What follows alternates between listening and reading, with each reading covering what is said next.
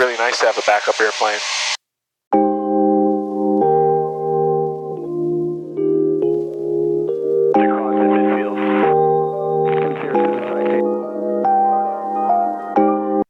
Oh yeah, you don't know how the video started. Here's how I started my day. Good morning. It's one of those flying kind of days. You know, you wake up and you feel great.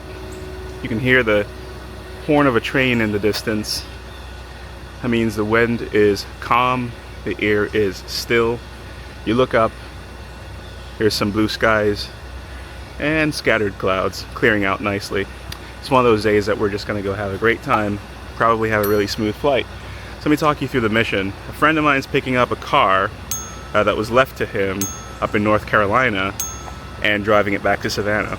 That means I have an opportunity to help out a friend, and I'm never gonna pass up on that. We're gonna fly the Arrow up to North Carolina, drop him off, and turn around and come right back.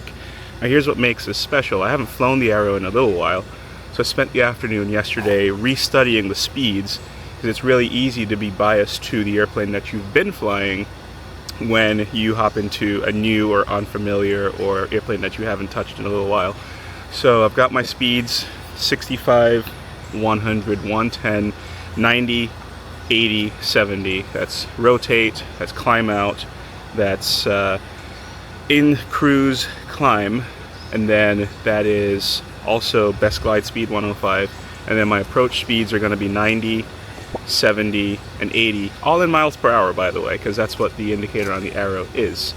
The other thing I know is that gear down speed's 150 miles an hour, and then flap speeds are going to start at 125 miles an hour. So we're going to plan that for our energy management.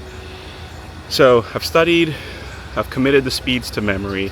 I know just about what I'm going to do on the flight. It's going to be a really simple flight, a couple visual waypoints along the way. Maybe get onto the Foggles for a little while, just get some simulated instrument time with my pilot-rated passenger. He's familiar very much with the PA-28 line of airplanes. And here he is pulling up now, so I'm gonna give him some privacy to get set up, and we're gonna take this on the road.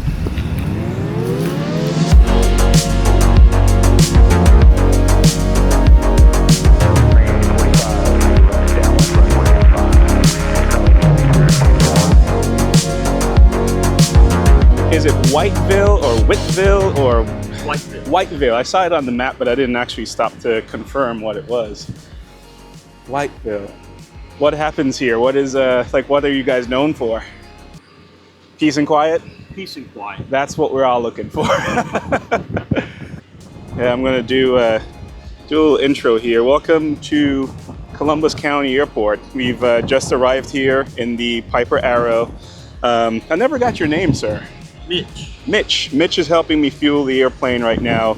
Mitch walked out the moment we landed and said, "Hey, I would love to give you a hand. Let me help you out. Let me make your stay here, real comfortable." So we're going to thank Mitch for his hospitality. Columbus County Airport is on the way to our destination. We don't need to be there for another hour, and it's only 20 minutes away. So we've stopped. We got some good cheap gas, some good hospitality. And I'm just going to show you in the background, they've got an older FBO over there that still looks pretty good to me, but this thing is brand new. So investment is being made at this tiny airport. The taxiways are in great condition, the runway is in great condition, the lawn is mowed, all the lights are working. There's only 2 or 3 NOTAMs, which is great, right? That made it easy to pick this place as a landing spot. They've got tie downs, plenty of space for expansion. I'm sure they'd build hangars if more people wanted to park airplanes here. But yeah, we're just kind of flying around, and this is a nice little fuel stop. I'm gonna go full fuel on the airplane so we don't have to think about fuel for the rest of the day. That's one less thing to get in trouble with. But yeah, Columbus County Airport. Mike, my passenger, my pilot-rated passenger, who is not compensating me for this flight, is walking up here. It's a great little step. We stretched our legs, and yeah, I mean, there's no one operating right now, so we're in no rush to do anything or go anywhere. This is really nice. all of the shirt tails from people who've soloed. There's 1998, 2012, 1998. It's good history here. 1993. Very nice. 95. And a real decent pilot lounge. If you ever get stranded overnight, or you have to stop for maintenance or stop for weather, that's where you want to be. Open Source GA on YouTube. We signed the guest book. All right, let's continue the journey.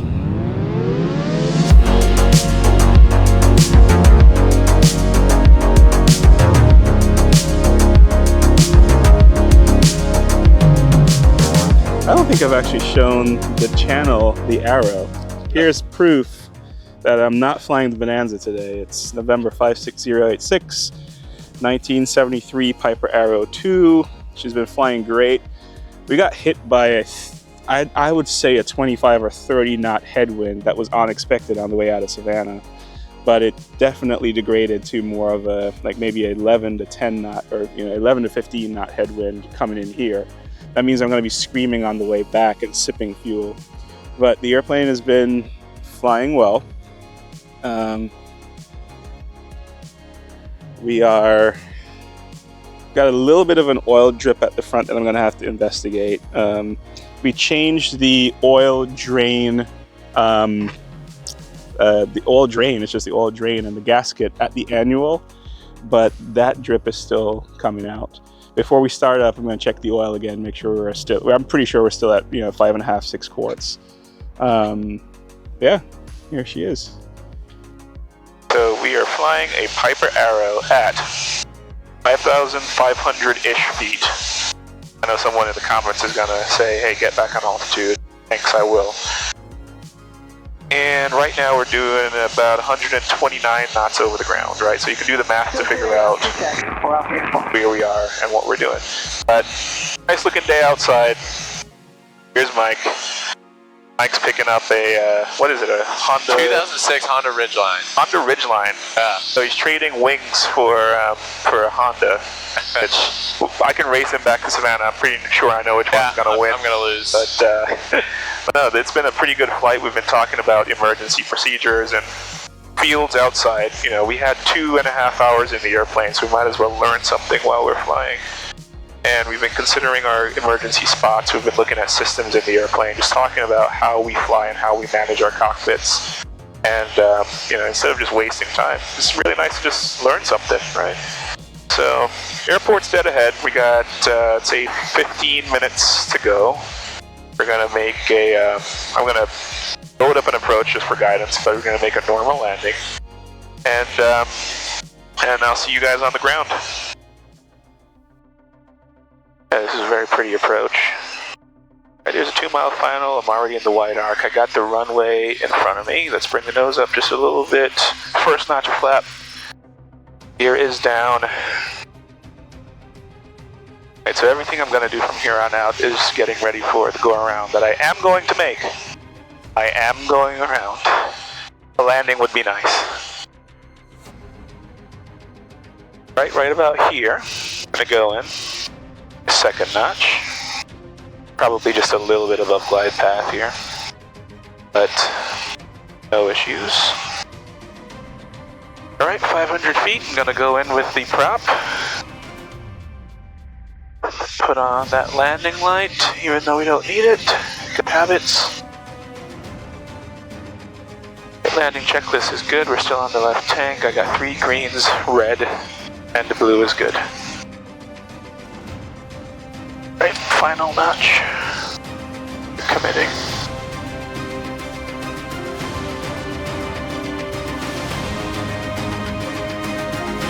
A little bumpy down here.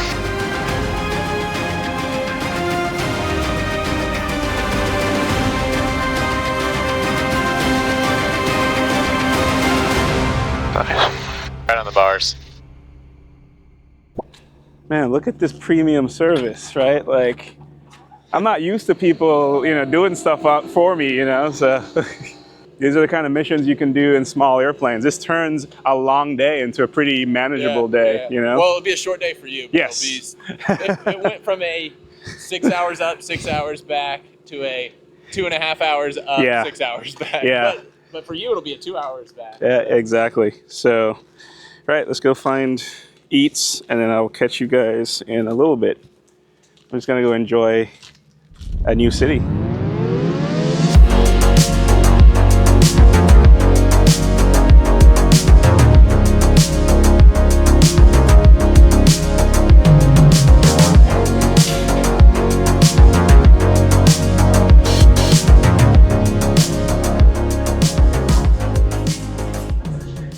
Okay. Let's just get to the good part. If you're a car person, you're probably thinking, how good is that Honda Ridgeline that you're going to pick up? Well, here's some footage.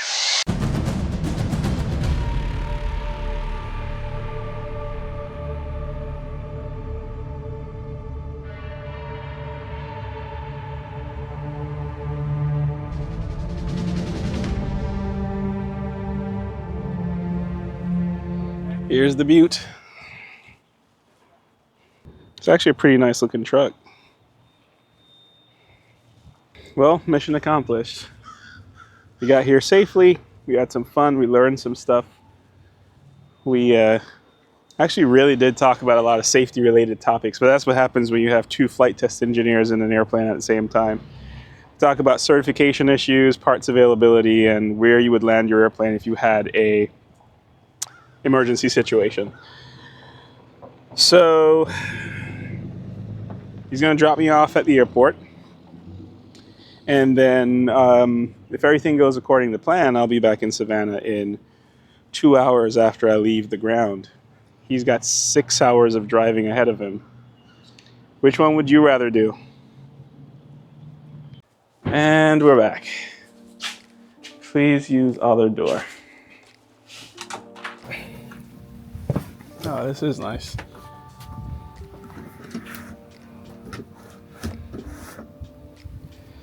I'm having a really great conversation with the leadership of this airport right now. We're just down in the FBO hanging out, and they suggested, I think Joshua is his name, he suggested I come up here just to take in the view. It's a really nice lookout spot. Quiet, nice little airport. Lots of areas for development. Tons of spots for development. And they're building an industrial park. They're lengthening one runway. They're trying to invite more traffic into the airfield. So they're set up nicely for it, which is great. They got the infrastructure, and they're building out even more for electric airplanes, for testing airplanes. So I like this spot a lot. Even though I've just been filled up, I'm still gonna sump my tanks. I'm in no rush. Gonna treat safety as the #1 priority. And under this airplane, the fuel drain is right here, almost in line with the tires. It's at the bottom end of the fuel tank. So that's the easiest way to find it. You identify the fuel tank. You know if water drains downhill. So you found the most downhill location of the tank, and that's where the drain's gonna be. No water. It's blue. It smells like 100 low lead. Let's check the other side.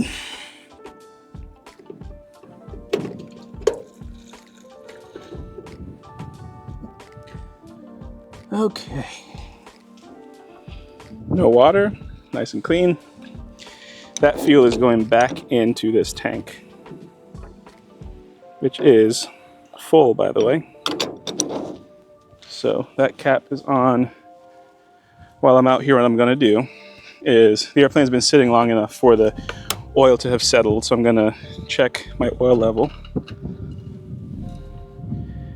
And we're sitting right at about 5 quarts, 5.5 quarts. So probably burned about a half a quart over the past few hours on this airplane, which is well within the spec.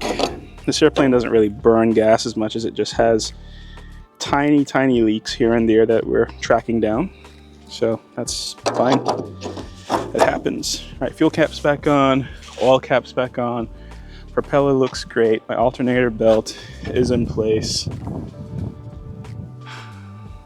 tires are inflated, don't have anything strange hanging off the airplane. When you're doing a proper, thorough pre-flight, I'd encourage you to turn all the distractions off, like the camera. So that's exactly what I'm going to do, and do one more walk around the airplane. So I'll see you probably in the skies. Okay, so we are fired up. We're in the airplane. We have pre-flighted. What I'm going to do is check the weather. 1,500. Broken. Temperature 25 Celsius. Dew point 13. Altimeter 3027. 3027. Excellent. That's working. We're going to lean this out just a little bit. All right, so again, great trip. Warren Airport. Automated weather observation. 1-9er. Zulu. Weather. Wind 070 at 8. Gust 14. 070 at 8 with a little bit of a gust, so we're still going to use runway 5. I'm going to put the camera down and do all of this so I can focus on what I'm actually doing inside the airplane. So thank you so much for hanging out on this trip today. Let's get back to Savannah. Okay, we are level. Airplane is trimmed so I can fly hands off even without the autopilot because we've trimmed it out. It's not rolling, it's not pitching, it's not doing anything. We've got an overcast layer above us, and because I'm not instrument rated yet, it's coming. I can't punch to it, so I'm going to keep flying down here, down low. We're at 2,500. And I'm just going to ride these little bumps. There's a little bit of, maybe bumpy thermal activity. It's pretty cool down there. It's maybe 79 degrees on the ground, but still getting a little bit of choppiness. We got a great tailwind. I'm right now in between 65 and 75% power. Let's say 70% power, and I'm doing 145 knots over the ground. So, and that's down low, right? So, pretty good. Burning about 11 gallons an hour. I could probably lean out a little bit more aggressively than that, but until I get an engine monitor, I'm not going to play the how far can I lean game. I only do that when we're below 65% power. So looks like we've got an hour and 50 minutes to get back to Savannah. It was 2 hours and 30 minutes to get up here, 2:45 really. So I'll take that. I'm just going to enjoy the ride.